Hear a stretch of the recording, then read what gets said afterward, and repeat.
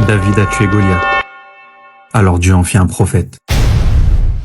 Après la mort de Moïse, les enfants d'Israël sombrèrent. Ils avaient tout perdu. Chassés de leur terre, privés de leur maison, dominés par un roi injuste. Alors, ils supplièrent leur prophète de leur désigner un roi, un guide, un libérateur. Alors Dieu leur donna Talout, un homme pieux, fort, mais ni noble, ni riche. Alors ils doutèrent. C'est lui que Dieu a choisi pour nous? Ils pensent être plus dignes d'être roi que lui. Mais Dieu choisit selon les cœurs, et non selon les apparences. Talout rassembla son armée, et ils partirent affronter l'ennemi. Mais sur le chemin, Dieu voulut tester leur foi. Ils arrivèrent devant une rivière. Talout leur dit, ne buvez pas plus qu'une petite quantité. C'était l'ordre divin, un test de patience et d'obéissance. Mais la majorité but à pleine gorgée.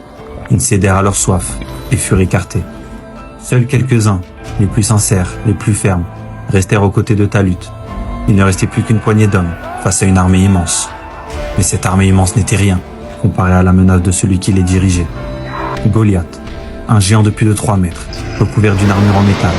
Sa lance était plus grande qu'un homme, et son nom seul suffisait à faire trembler des armées.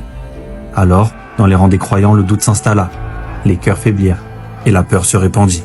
« Nous n'avons aucune chance, murmurait-il. Personne n'osait avancer. Personne, sauf un jeune homme, David. Il n'était ni roi, ni soldat, juste un berger. Simple, discret, inconnu, mais son cœur était rempli de foi. Il se leva, sans armure, sans peur, avec pour seule arme une fronde.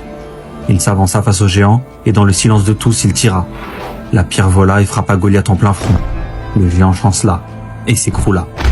La terre trembla, et avec lui l'armée ennemie s'effondra. Les croyants s'avancèrent et remportèrent la victoire. Pour récompenser son courage, Dieu l'honora. Et plus tard, de simple berger, il fit de lui un roi, et parmi les hommes, un prophète. Ce n'était pas la taille de Goliath qui a déterminé l'issue du combat, mais bien la foi de David. Parce qu'avec Dieu à ses côtés, même le plus petit des hommes peut écrire la plus grande des victoires.